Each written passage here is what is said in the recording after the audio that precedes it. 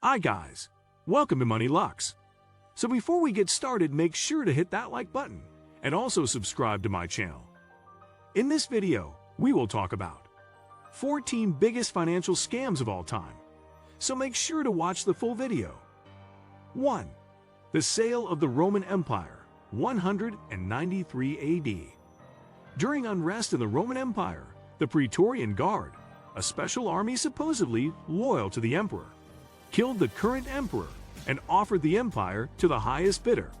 The winner was Julianus, who came up with a truly astronomical price, 250 gold pieces for every member of the army, which comes out to somewhere around $1 billion in today's money. Unfortunately, the guards had sold something that didn't belong to them, a classic, if simple, financial fraud. The new emperor was never recognized as such and was quickly deposed. 2. The Mississippi Scheme, 1719. When Scottish financial genius John Law started a company to develop the then wilderness Louisiana, he saw nothing wrong with hyping the possibilities rather than the reality. He convinced investors, including the French government, to back his development scheme. Shares in his company skyrocketed, and French currency increased in value, since it was widely believed France would gain a mountain of gold and silver from what was then only a swampy backwater. When investors actually received what Louisiana was like, shares plummeted. Law narrowly avoided being lynched, escaping only by disguising himself as a beggar. He died in poverty 9 years later. 3. The Diamond Necklace Hoax, 1785. It's been said that few creatures on this earth are more gullible than a horny priest.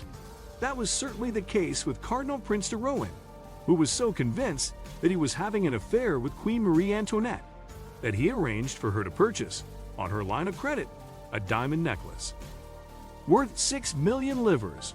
Unfortunately, Rohan was, unbeknownst to him, actually having an affair with a prostitute dressed up as the Queen, a ruse conducted by his former mistress, courtesan Countess Jeanne de la Motte, who hoped to make away with the necklace herself. When caught, de la Motte was sentenced to be stripped naked in public and branded with a hot iron. 4. The Wright Panic, 1900. Never underestimate the power of social pressure. Financier Whittaker Wright put prestigious figurehead names, lords and ladies, mostly on the boards of directors of his companies. As a result, investing his firms became quite the social norm among the well-heeled. Unfortunately, while his companies looked solvent on paper, they were really only lending money to one another in order to balance the books. When the scheme became public, shares collapsed, leaving many of his posh pals penniless. 5. The original Ponzi scheme, 1920. Charles Ponzi discovered that he could purchase postal coupons at a discount, ship them abroad, and sell them for full price. His only lie was exaggerating the financial benefits. Rather than a modest 5% profit, he claimed the coupons would produce a 50% profit in only 45 days. Thousands of people practically threw their money at him, as he paid early investors from the proceeds of subsequent ones. When the eponymous scheme finally blew up, investors lost nearly $10 million. Ponzi fled the country and eventually died in abject poverty. 6. The Eiffel Tower Sale, 1925.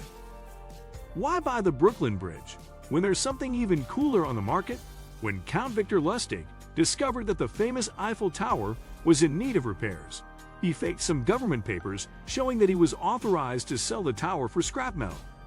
He managed to get not one, but 2 scrap metal dealers to come up with a total of over $200,000 in bribes to throw the multi-million-dollar contract their way.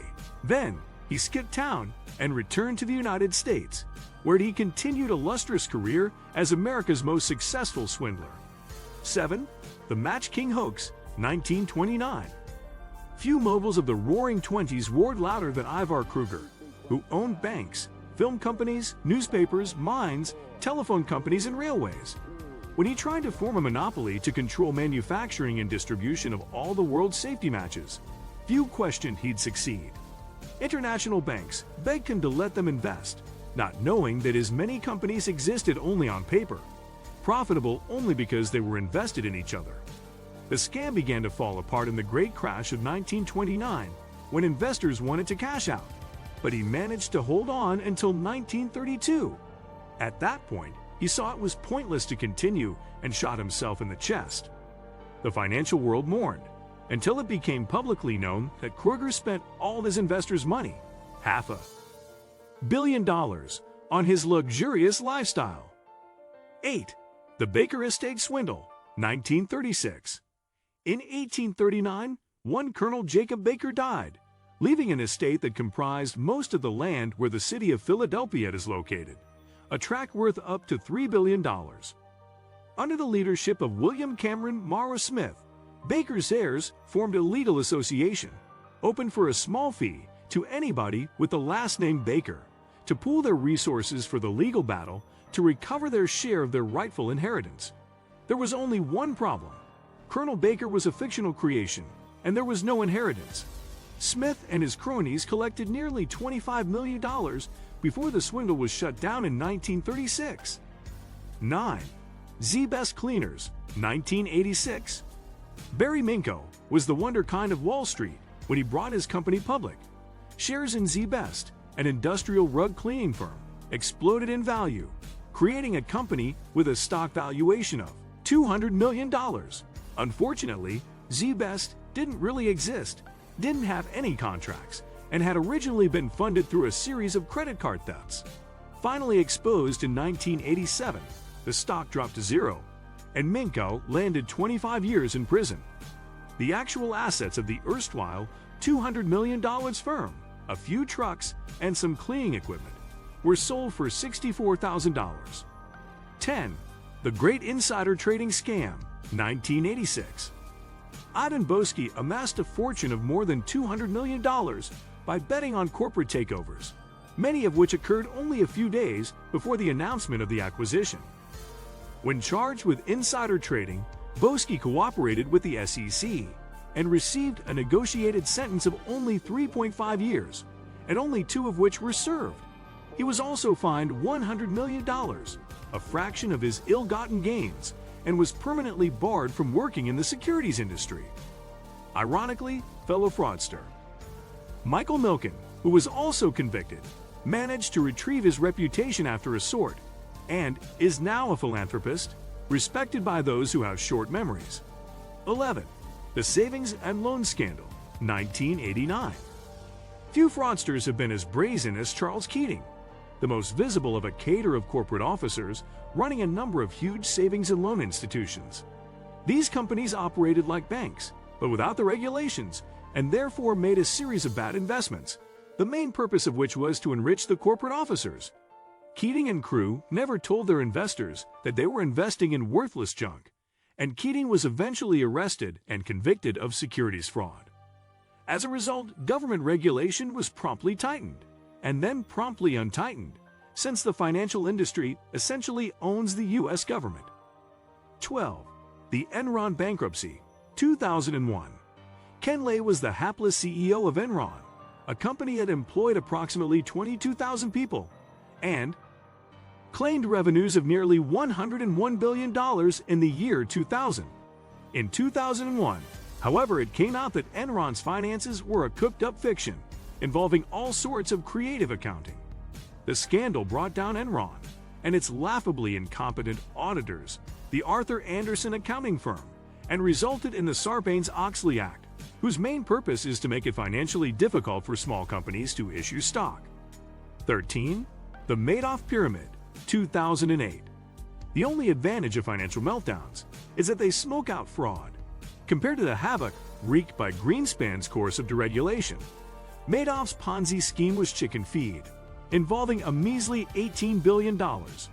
However, the fact that Madoff was able to keep the scheme going for so long is ample testament to the fact that the U.S. government, despite repeated scandals, frauds, ripoff, hoaxes, and general fancy mischief, isn't really serious about regulating the financial sector. SEC even investigated his operations and failed to find anything wrong, even though the impossibility of his business model was staring them in the face. 14. The Great Wall Street Ripoff, ongoing. By far the biggest fraud of all time, the Great Wall Street Ripoff involved more far money in real dollars than all the financial frauds of the past put together. The fraud, perpetrated by several large financial firms, consisted of selling fraudulent mortgage-backed securities, thereby creating a financial bubble. When the bubble burst, the resulting crash destroyed trillions of dollars of real investment, threw most of the world into a crippling recession, and created massive unemployment. The fraud, and all the disasters that followed, stemmed from the almost complete deregulation of the financial industry, spearheaded by Alan Greenspan and abetted by both political parties. What do you think of our video? Let me know in the comment section below. If you enjoyed this video, make sure to hit that like button. Also, subscribe to Money Lux before you go. Thank you for watching.